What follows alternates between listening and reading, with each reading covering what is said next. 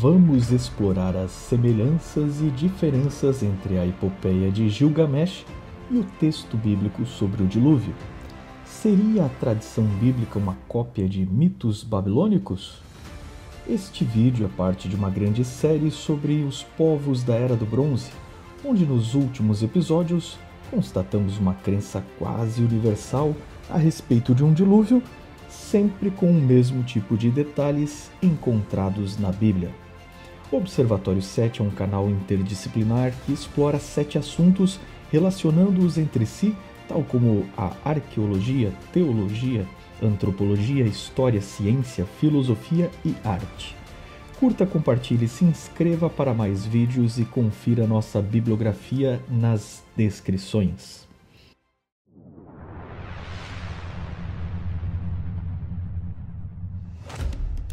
Na Mesopotâmia existem basicamente 3 relatos sobre o dilúvio, com várias versões. O primeiro e mais antigo é sobre Ziusudra, o último rei de Shuruppak antes do grande dilúvio. Sua composição seria entre 1800 e 1700 a.C., mas 80% do conteúdo está danificado ou perdido. O que resta descreve o dilúvio e como Ziusudra construiu um grande barco.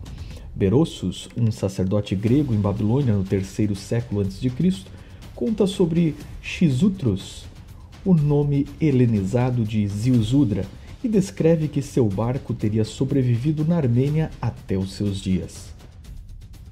O segundo relato mais antigo e anterior a Moisés é sobre Atrahasis, que significa o muito sábio, nome do herói correspondente a Noé na obra datada em torno de 1646 e 1626 a.C., no reinado de Amissaduca, governante de Sipar.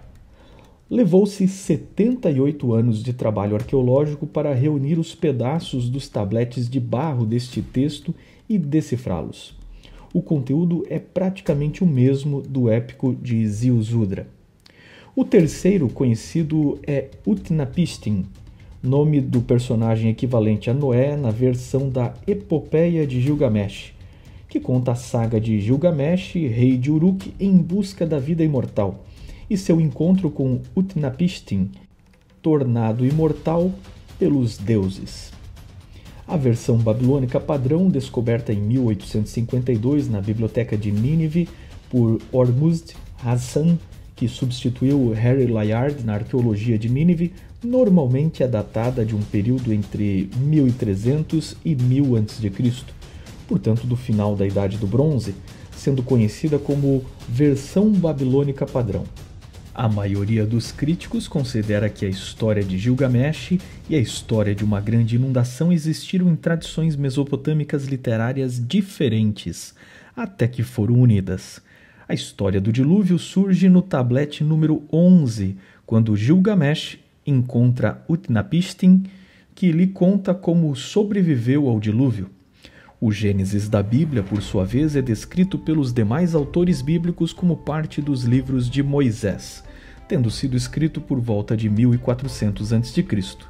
Ele narra em seus 11 primeiros capítulos a história do mundo antes da existência de Abraão, pai de todos os monoteístas e hebreus, incluindo seu relato de origem do mundo, corrupção humana, dilúvio e origem dos povos a partir de Noé e seus filhos sobreviventes, até a dispersão dos povos pela terra.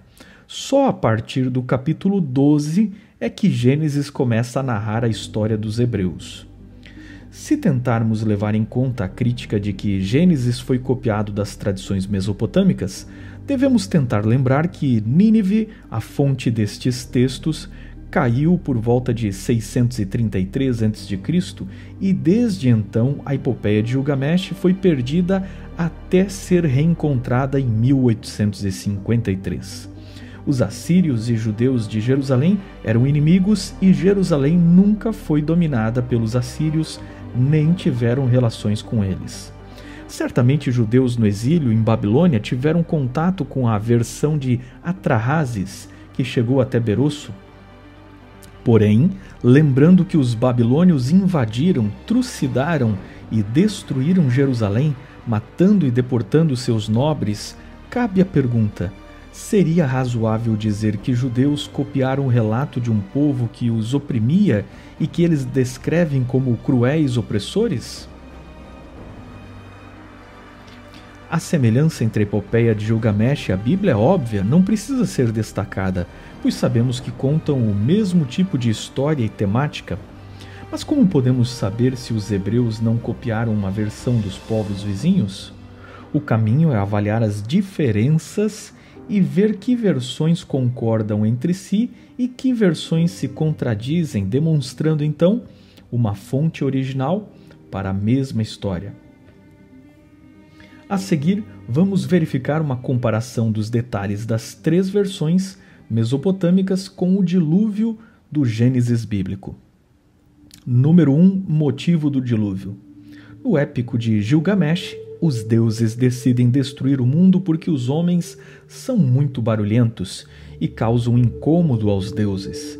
Este mesmo motivo banal é referido no épico de Ziusudra e no épico de Atrahasis, onde os deuses criaram o homem para ser um escravo de serviços desinteressantes para os deuses.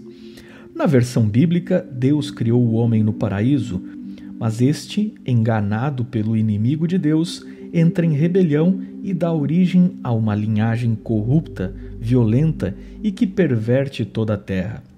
Deus dá 120 anos de oportunidade para que eles se arrependam, mas em lugar de se arrependerem, eles só pioram. Número 2. A escolha do herói. O deus Ea ou Enki avisa Utnapishtim de forma secreta, contrariando os outros deuses. No épico de Ziusudra ou no épico de Atrahasis também é assim, e o herói não tem qualquer qualidade moral. Mas na Bíblia, Deus se revela e escolhe Noé porque ele foi considerado um homem justo. Número 3. Tempo da construção. Na versão babilônica, o herói constrói o navio em 7 dias. Na Bíblia, a obra leva muitos anos, e 7 dias é apenas o tempo em que eles vivem dentro da arca antes de chegarem às águas. Número 4. O barco. Em todos os épicos há semelhanças como barcos feitos de madeira e betume, mas na versão mesopotâmica o herói teve que construí-lo com 7 andares, enquanto no de Noé é descrito com 3 andares. O barco da narrativa mesopotâmica é em formato de cubo, com 70 metros de altura, algo bem impensado para a navegação. E na versão de Ziusudra não há janelas no barco. O herói tem que fazer um buraco para poder ter luz e ar. Já na Bíblia, ele tem um formato de barco com 300 por 50 metros e tem janelas. Número 5. O embarque. Utnapishtim, o herói mesopotâmico, leva seus bens, artesãos e animais domésticos. Atrahasis leva seus bens, família e animais domésticos e selvagens. Nas versões da Mesopotâmia, várias pessoas da cidade vão para a arca, enquanto na versão bíblica, só 8 pessoas da família de Noé aceitam ir para a arca, assim como casais de animais levados por milagre para preservar as espécies básicas da terra, de animais que não podem se salvar por si mesmos nas águas. Número 6. A tempestade. As versões babilônicas falam de chuva e vento, o que seria impossível para inundar toda a terra, pois o dilúvio é descrito como universal ainda nessas tradições. Já a versão bíblica fala de chuva e vento, mas acrescenta que se romperam as fontes do abismo, o que sugere imensos terremotos, tsunamis continentais, deslizamentos da plataforma oceânica e transgressões marinhas. Nas versões mesopotâmicas, fala-se de 6 dias e 7 noites de tempestades, enquanto na versão bíblica fala de 40 dias e 40 noites de tempestade, mas descreve os eventos da inundação, subida e retorno das águas, durando pelo menos 1 ano de eventos catastróficos, o que combina com o quadro de um evento de extinção em massa e profundas transformações geológicas. Número 7. A busca por terra seca. Utnapishtim solta uma pomba, depois uma andorinha e a seguir um corvo. Já Noé faz diferente, solta primeiro um corvo e depois a pomba. Número 8. A montanha. Nas versões mesopotâmicas, a arca para sempre numa montanha, porém a Suméria não tinha montanhas, então as montanhas são da fronteira com a Mesopotâmia, nos montes Zagros, no monte Nimush, para ser preciso. Na Bíblia, Noé desce no monte Ararat, uma cadeia montanhosa na Turquia, divisa com a Armênia, um país que não tem nada a ver com Israel e nem faz fronteira com ele. Caso os hebreus estivessem criando um mito fundador em seu Gênesis, estranho que o Jardim do Éden nem seja dentro de sua própria terra. Nem a origem humana ou a origem dos filhos de Noé ocorre na sua própria terra, Israel. A arca para num país estrangeiro, o que é ainda mais intrigante, pois todo mito de fundação sempre tem que ser tendencioso e se passa no país do povo em questão. Veja, por exemplo, o mito de origem dos egípcios, que sempre se passa no rio Nilo, ou os mitos sumérios, sempre na Mesopotâmia. Um mito israelita inventado deveria contar suas origens em sua própria terra natal, que eles tanto reclamaram como seu direito. Mas não é isso que acontece. Número 9. A saída da arca e o seu sacrifício.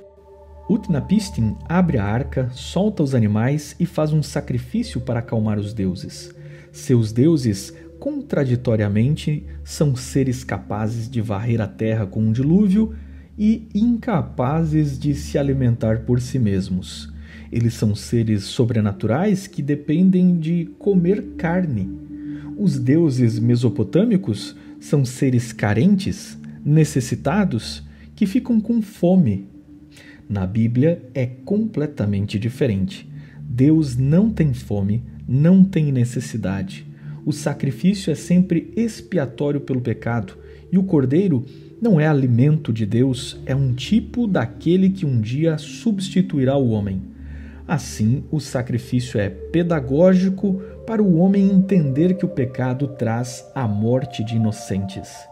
Deus não come, não depende do homem, mas Noé, em gratidão, faz um sacrifício, reconhecendo no simbolismo de abrir mão de sua provisão, o cordeiro, que Deus o manterá na vida após o dilúvio.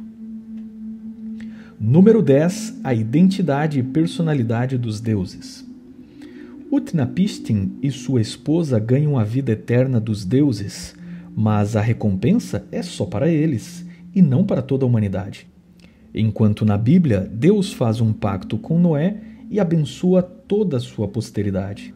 No épico de Eridu, o deus Enlil fica bravo porque falhou em destruir a humanidade, mas Ziusudra foi salvo do dilúvio pelo deus Enki. Na outra versão, quando Enlil descobre que Atrahasis sobreviveu, quer saber como, então Enki diz que o salvou e os deuses enviam maldições sobre a humanidade, como demônios e mulheres que ficarão estéreis. Em ambos os casos, os deuses odeiam a humanidade, não iam salvar ninguém, mas Enki, um deles, se rebelou para avisar o seu amigo humano. Na Bíblia, o caráter e intenção de Deus é completamente diferente. Ele salva, preserva e cuida de Noé, antes, durante e depois do dilúvio. Tentou poupar a humanidade inteira, mas somente Noé o ouviu. Então, após o dilúvio, envia temor sobre os animais para que Noé esteja protegido e seguro. Nos épicos mesopotâmicos, os deuses são as forças da natureza.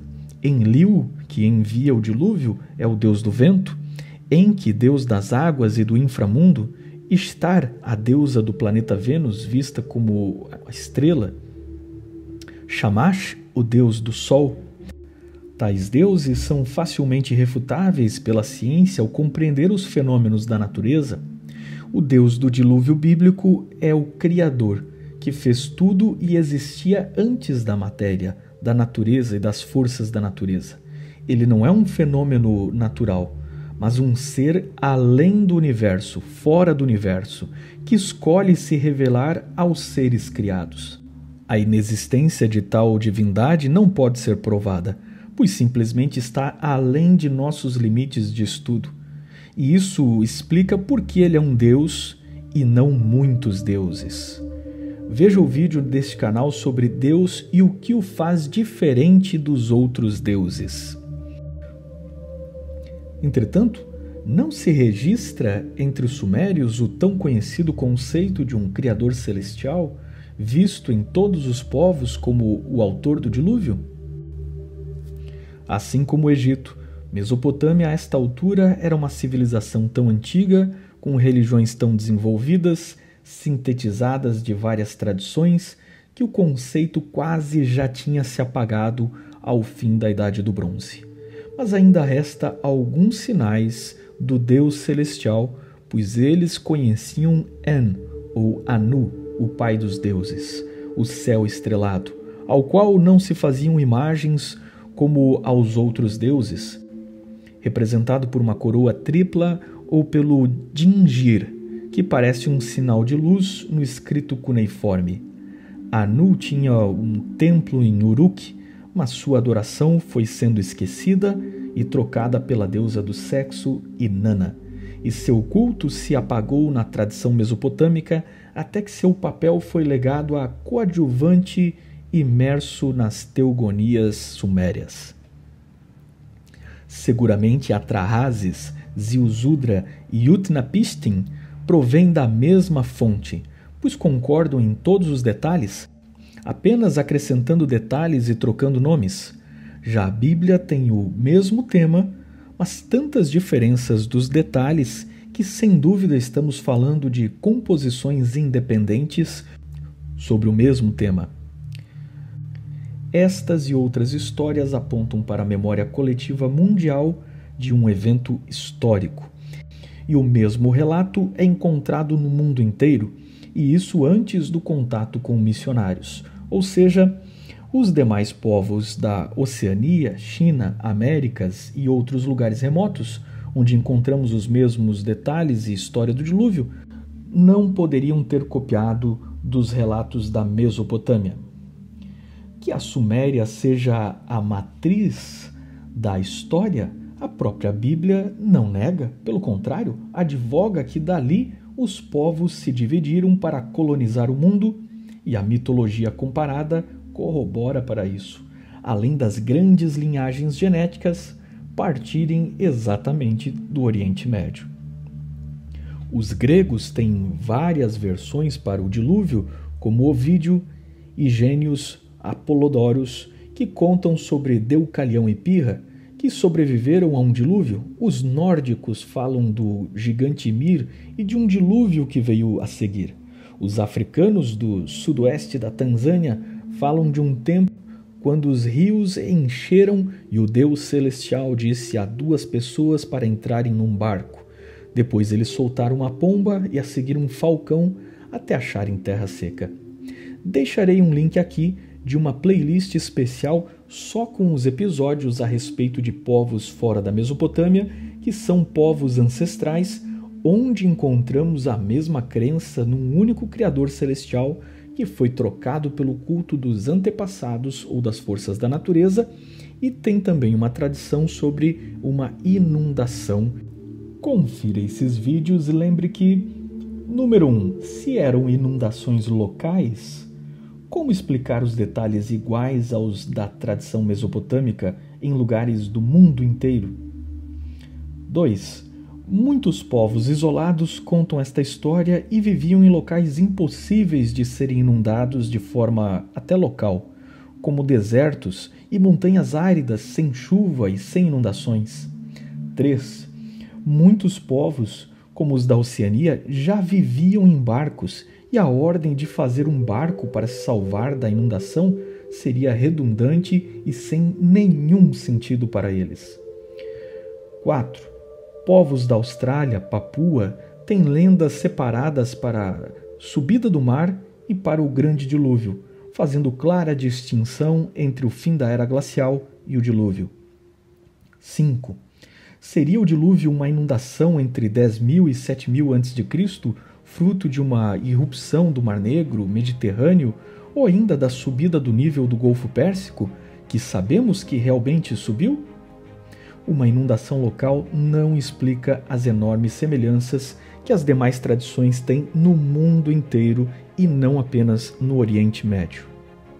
O antropólogo romeno Mircea Eliade, que lecionou no Departamento de História das Religiões da Universidade de Chicago e é respeitado como um dos maiores antropólogos modernos, publicando uma vasta obra sobre os mitos e crenças comparadas, disse em seu livro História das Crenças e das Ideias Religiosas, volume 1, que as tradições sobre as origens dos hebreus remontam a uma tradição sem dúvida anteriores a Abraão, e que no caso do dilúvio, é possível que o autor bíblico tenha conhecido a versão mesopotâmica de Gilgamesh, ou ainda uma fonte mais antiga. No entanto, o autor de Gênesis reinterpretou tudo, dando ao dilúvio a categoria de história sagrada, focando na obediência de Noé. Para Eliade, que não expressa qualquer crença particular, o trabalho de seleção e reinterpretação feitas pelo autor bíblico equivale a lhe dar a originalidade. O Dr. Eliade diz na página 169 de sua obra: ora, o gênio religioso de Israel transformou as relações de Deus com o povo eleito em uma história sagrada de gênero até então desconhecido. Achar evidências geológicas para o dilúvio não faz parte do objetivo deste vídeo, nem mesmo provar que foi possível uma catástrofe mundial. No entanto, a história da Terra tem não poucos indícios de catastrofismos que varreram a vida pré-histórica, com eventos de impacto que sabemos serem capazes de produzir tsunamis continentais a mudanças climáticas bruscas. Qualquer que seja a sua opinião, crença ou ceticismo, é preciso considerar que todas as narrativas mundiais convergem para a Mesopotâmia, incluindo a narrativa bíblica como uma versão original e não plagiada, com sua visão exclusiva e particular sobre uma grande inundação que ficou na memória de toda a humanidade.